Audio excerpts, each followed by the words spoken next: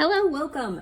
Let's paint kind of like a sunset sky, a subtle gray, blue, pink sunset sky, and then we're gonna do a silhouetted, very dark foreground with a tree and some random stuff. So let's get started.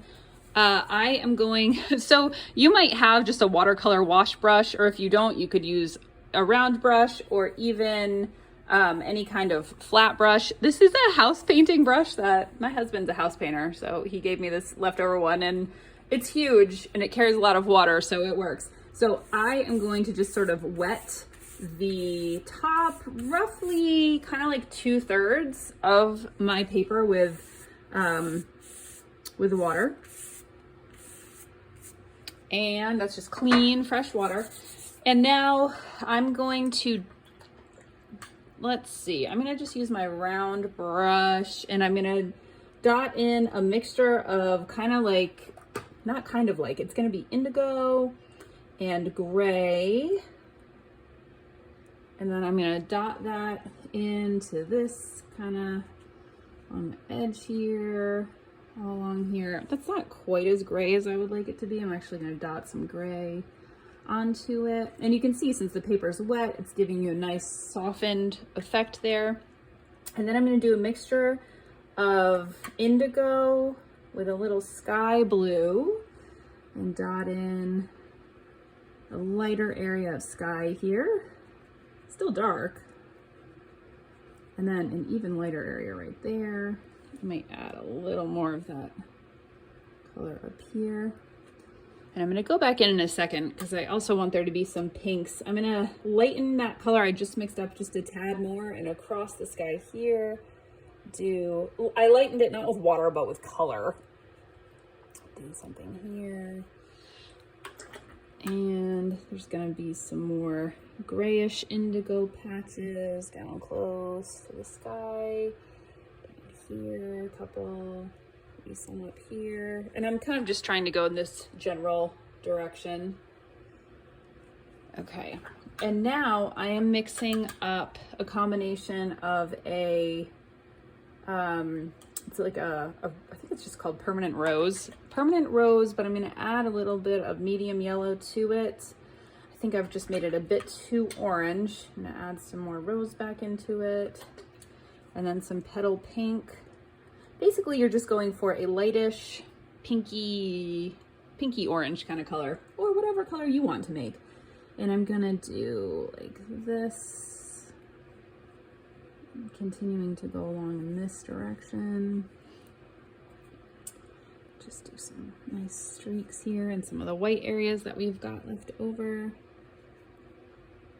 You don't need to fuss with it too much. Since your paper's wet, it'll do some nice stuff all on its own. I'm gonna go back and dot in just a few spots of pink here. Some darker here. And then I might go back in and do a little more gray through here. A little more through here.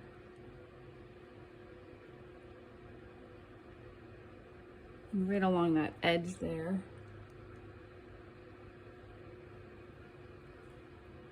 And I think I might also go back and just again with gray and indigo, just make this a little bit darker over on this side.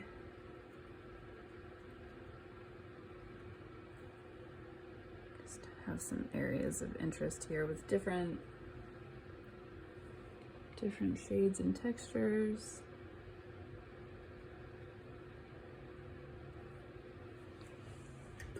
And I'm gonna tip my board just a little bit to let it kind of run down, just to give it even more of a natural sky kind of look. I'm not holding that very well.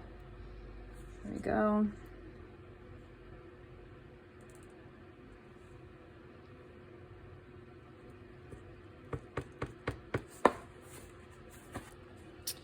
And then I'm gonna take a couple areas here to be a little lighter. I've just got some paper towel here. Just gonna dot a little bit away there.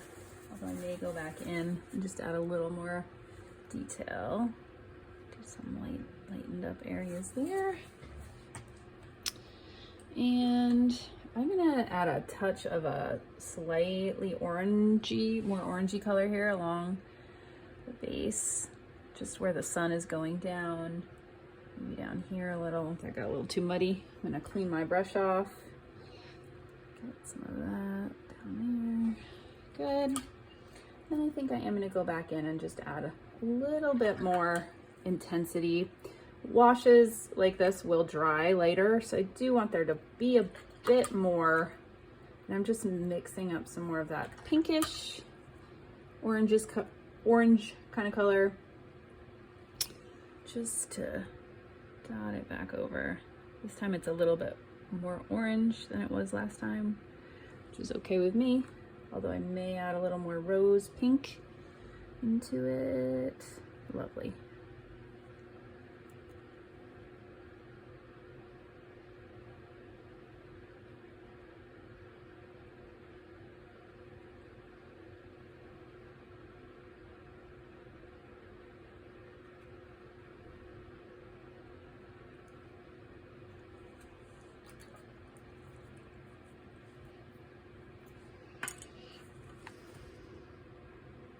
I'm just tipping it a little to get it a little bit more mixed together.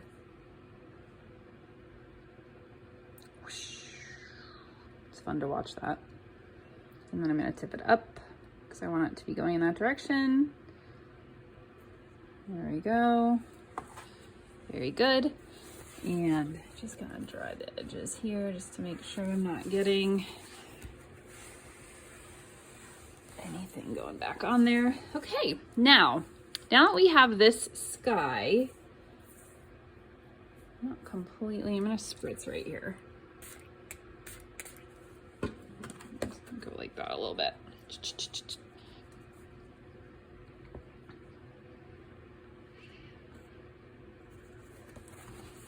And I can see I've trapped some color up here, which I don't really want. Okay, good.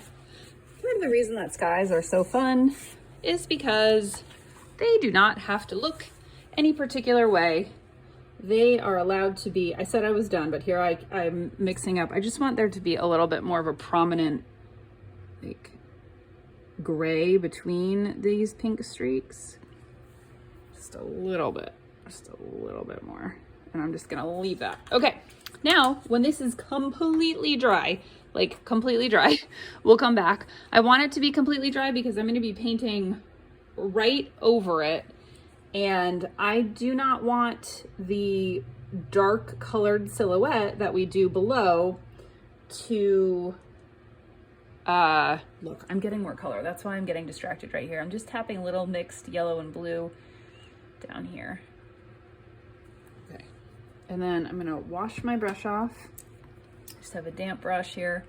I'm just kind of tapping this in. Okay, back to why I want it to be completely dry. I want it to be completely dry so that when we draw our dark over it, there's no, I don't want it to, you know, when watercolors are wet, they go like this and they bleed out, and I want it to be, you know, pretty crisp looking. So this is going to dry entirely. Magic like that in a minute. And then we will come back and do the bottom part of this, which is really just going to be some dark, maybe not quite black, depending on what colors you have. And we'll do a foreground. So let's let that dry completely and I'll see you soon. All right, this is all dry now.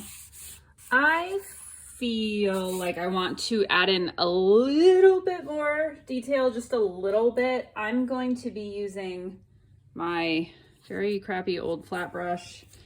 And I just want to do some almost dry brush strokes of the grays. So let me show you what I'm doing. I'm tapping into my palette like this. And then I'm just gonna kind of like, first of all, I had a weird thing here. So I wanna tap over that to make it look like I wanted it there. If you had like a flat kind of roundish brush, you could use that here. You can use your regular round brush. I'm just kind of pushing here and there. Yeah, I don't know why that's there.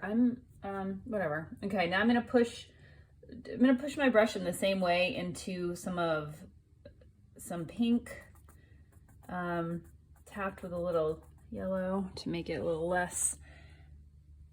And I'm just adding a little bit.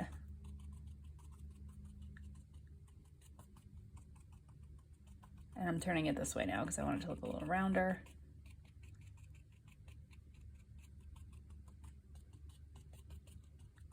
And now I am going to dry my brush off and actually kind of like brush that out a little bit because that feels like too much.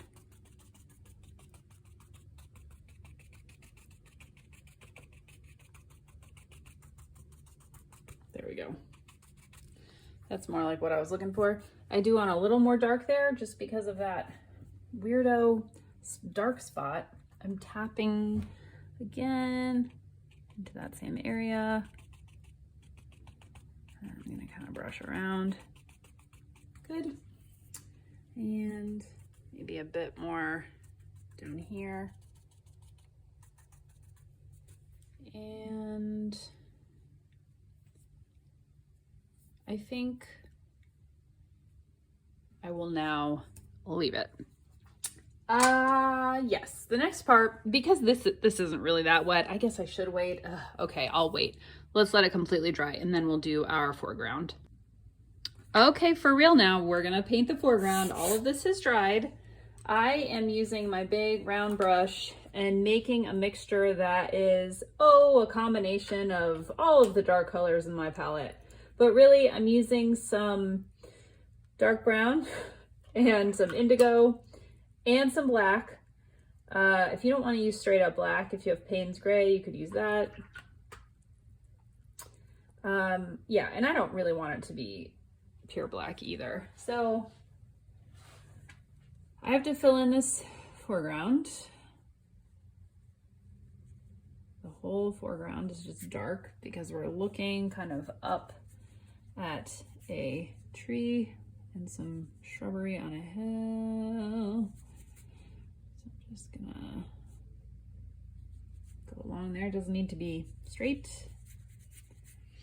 This is looking more indigo than anything else. I'm sure I'm gonna go back in and add more color because this is not gonna be contrasty, technical term, or dark enough to give this I really want the sky to pop, so I need this bottom part to be pretty dark. I'm gonna add in more black, more indigo. And maybe not. The more water you add, the more diluted your colors will be, not to mention just depending on the pigment of the colors you're using. So I'm gonna try to add a little more here. And you can really kind of do that kind of situation. And I may add even more later. So I want there to be, yes, see, I'm adding more. I can't stop. And I am just gonna I'm using my size 12 brush. I'm just gonna poke up some little shapes here. Just who knows what they are? They're little maybe little bushes. Over here, I'm gonna do just kind of like a rough, again, we don't know what it is, it's in silhouette kind of thing, like that. And now I am going to go for it and do a tree, but not before I add even more dark colors. More dark. And I do want to make sure that the sky color is covered. Just keep tapping that in.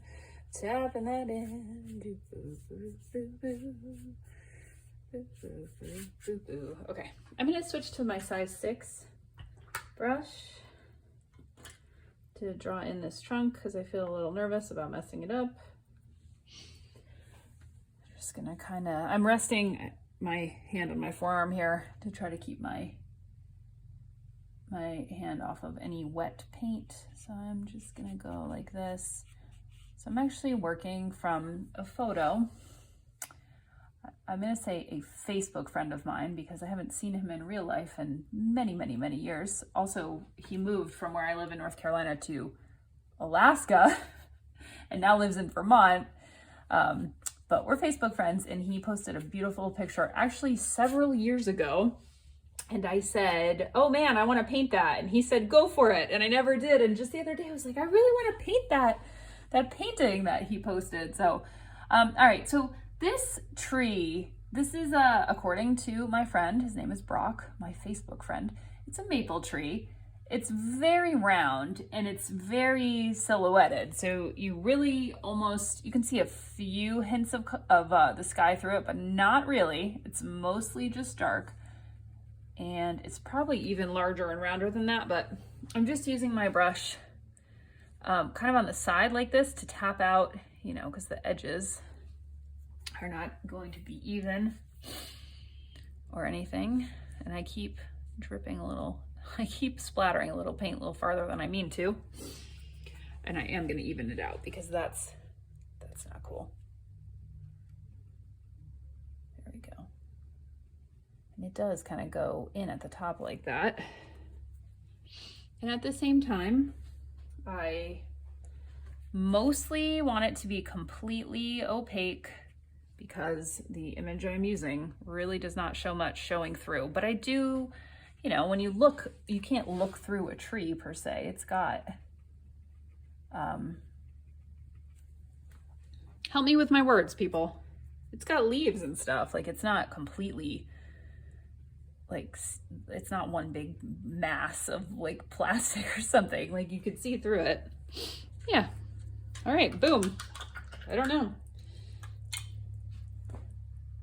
What else? What more can I do? I probably will let this dry. I may want more. In fact, I'm gonna do it right now. I'm just one more time gonna add in some dark right down here, just because I really do want this to stand out considerably from the sky. Just really want to make sure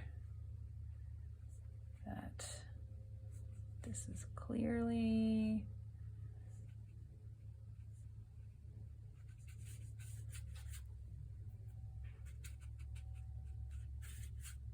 differentiated. I did get a little splatter right there. And then look, I made another one. What can I do about that? I am going to spray some of my water on a paper towel and go like this and see if I can lift some of that blue that I splattered. But, you know, it's not a huge deal really. I lifted a little color too. All good. All good. It's the sky. Lovely. All right. We have completed this lovely painting. I hope you've enjoyed this. If you paint something like this for yourself, I would love to see it. You can tag me at Jen Picicci. That's Jen, Jen, Picicci, P-I-C-I-C-C-I. I usually hang out on Instagram and of course YouTube. So I'll see you for the next video.